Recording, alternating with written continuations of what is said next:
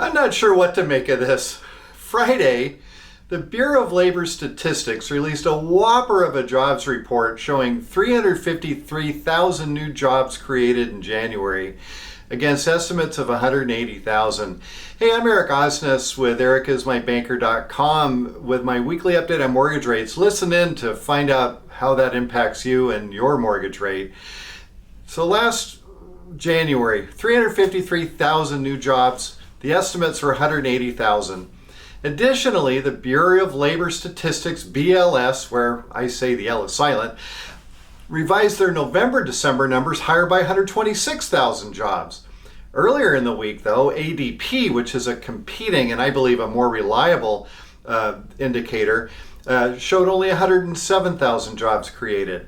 The media this weekend are going to be breathlessly commenting on the BLS report as evidence that the economy is stronger than believed. But is it? Well, let's dig a little bit deeper. The 353,000 number is an adjusted number. The BLS uses an obscure formula to adjust for population changes, seasonal factors, among other adjustments. But let's look at the raw data, the non-adjusted numbers.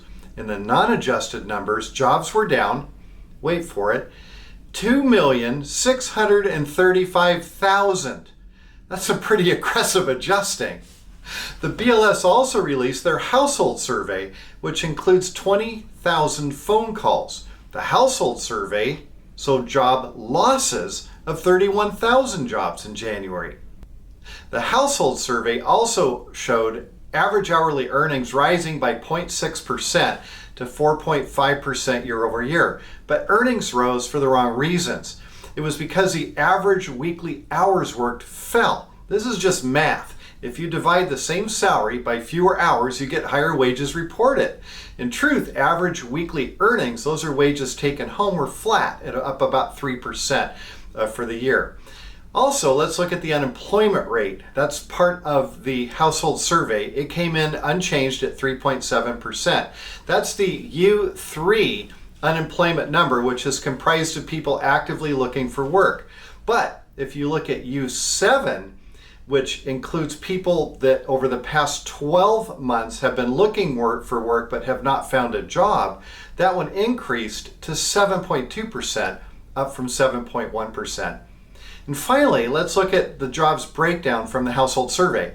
Over the last 3 months, full-time jobs decreased by 1.3 million jobs, and part-time jobs increased by about 858,000 jobs. So there's a clear shift now towards fewer full-time jobs and more part-time jobs. Why is this all important? Because mortgage rates will rise on strength and fall on weakness. For the week, mortgage rates ended fairly flat. They started better in the week, ended flat. We'll take it. Here are the national averages. Conventional 30-year fixed rate, 6.92%. That's up 0.02 from a week ago. 15-year fixed rates, 6.25%, down 0.06 from a week ago.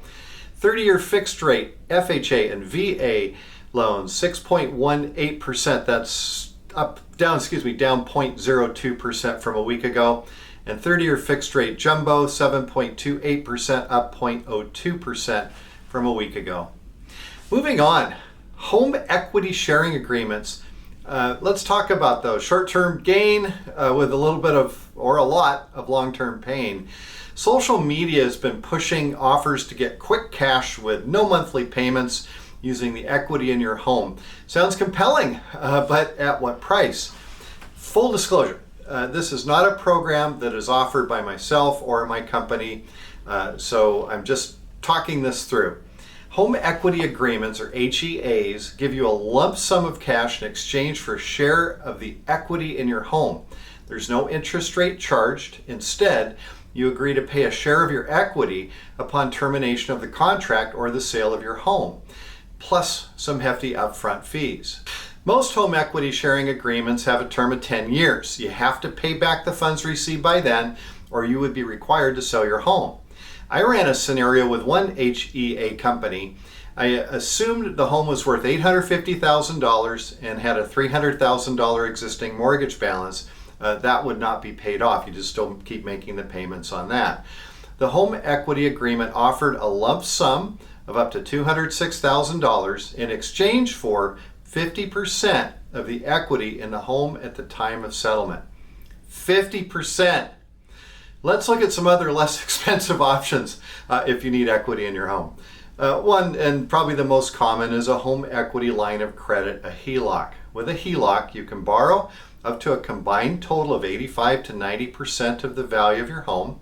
HELOCs can be arranged with a variable rate or a fixed rate as far out as 30 years. Payments can be set up with some with interest only, others are fully amortizing payments. You're paying principal and interest as well.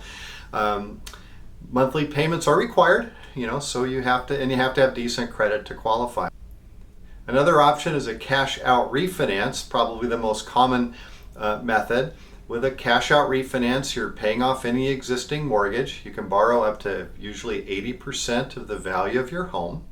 And even if the rate on that refinance is higher than your current rate, if you're using that money to pay off high interest rate credit card debt especially, it really may be worth taking a look at.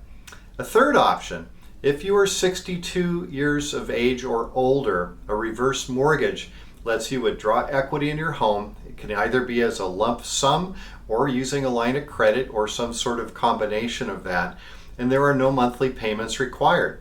The cost of a reverse mortgage is similar to that of a standard refinance, and you're not saddled with any short-term contract where you'd be required to pay off that loan or sell the home. In fact, you and a surviving spouse would never be forced out of the home if the terms of the contract are followed, even if the equity in your home is used up. I can't help you with that home equity sharing agreement, but I certainly can help you with a HELOC or a cash out refinance or a reverse mortgage.